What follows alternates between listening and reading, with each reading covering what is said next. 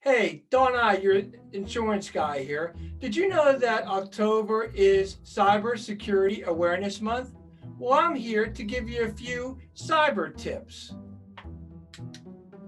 You want to hear something really scary?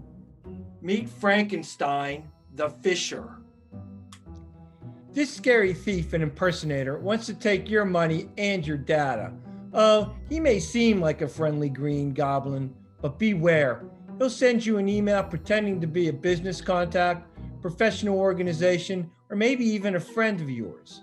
Within his emails, he'll use multiple tactics to try to get you to click on a link and provide the personal information that he needs.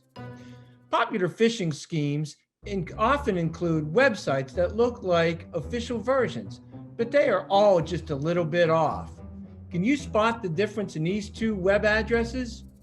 If you look quickly, they both look like they will take you to PayPal, but upon closer inspection, the L in the PayPal has been replaced with the 1. Did you catch it?